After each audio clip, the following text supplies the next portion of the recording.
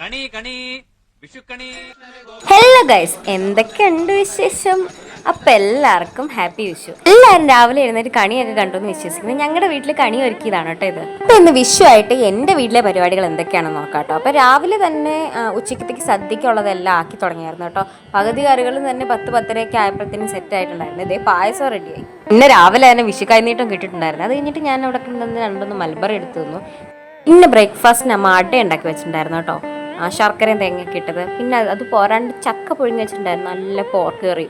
കുറച്ച് കഴിഞ്ഞപ്പോൾ ഒരു തണ്ണിമത്തൻ്റെ പീസ് എടുത്ത് കഴിച്ചു. കുറച്ച് കഴിഞ്ഞപ്പോൾ പായസം എടുത്ത് കുടിച്ചു. പിന്നെ സദ്യ കഴിച്ചു. ഇത് മൊത്തത്തിലൊരു ഫുഡ് ബ്ലോഗ് മാത്രമായി പോകുന്നുണ്ടോ എന്ന് എനിക്ക് സംശയമുണ്ട് കേട്ടോ. പിന്നെ ഇത് കണ്ടോ, സൈഡിൽ പോർക്കിൻ്റെ കറി വെച്ചിരിക്കുന്നുണ്ടോ? നിങ്ങളുടെയൊക്കെ അവിടെ വെക്കുമെന്ന് എനിക്കറിയത്തില്ല. ഞങ്ങളുടെ ഇവിടെ അങ്ങനെ വെക്കും കേട്ടോ. സദ്യക്ക് പോർക്ക്, അതായത് ഓണത്തിന് വെക്കില്ല, വിഷുവിന് സദ്യക്ക് നോൺ ഉണ്ടാവും കേട്ടോ ചിലപ്പം. പിന്നെ അത് കഴിഞ്ഞിട്ട് ഞങ്ങൾ ഒരു സിനിമ കാണാൻ പോകുമെന്ന് വിചാരിച്ചു കേട്ടോ. വാഴ 2 ആണ് കേട്ടോ കാണാൻ പോയത്. തൊടുപുഴ തന്നെ ഡ്രീം മാൾ എന്ന് പറഞ്ഞിട്ട് ഒരു ചെറിയ മാള് പോലെ ഉണ്ട്, അവിടെ ഉണ്ടോ, അവിടെയുള്ള തിയേറ്ററിലാണ് കാണാൻ പോയത്. അടിപൊളി പടമായിരുന്നു കേട്ടോ, എനിക്ക് ഇഷ്ടപ്പെട്ടു പേഴ്സണലി. നല്ല അത്യാവശ്യം ചിരിക്കാനും ഉണ്ട്.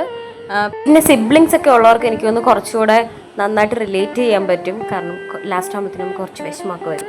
പിന്നെ എൻ്റെ ചേട്ടൻ കാണാൻ വന്നിട്ടില്ലായിരുന്നു കേട്ടോ. ചേട്ടയ്ക്ക് എന്തോ വർക്കിൻ്റെ തിരക്കോ മറ്റായിരുന്നു, അതുകൊണ്ട് ബുക്ക് ചെയ്തിട്ട് ഞങ്ങളോട് പോയി കണ്ടോളാൻ പറഞ്ഞു. പിന്നെ ഇൻ്റർവൽ ആയി കഴിഞ്ഞപ്പോൾ ഒന്ന് പുറത്തേക്ക് ഇറങ്ങി ഒരു പോപ്കോൺ ഒക്കെ മേടിക്കാൻ വിചാരിച്ചു. അപ്പോൾ subscribe for more videos. By.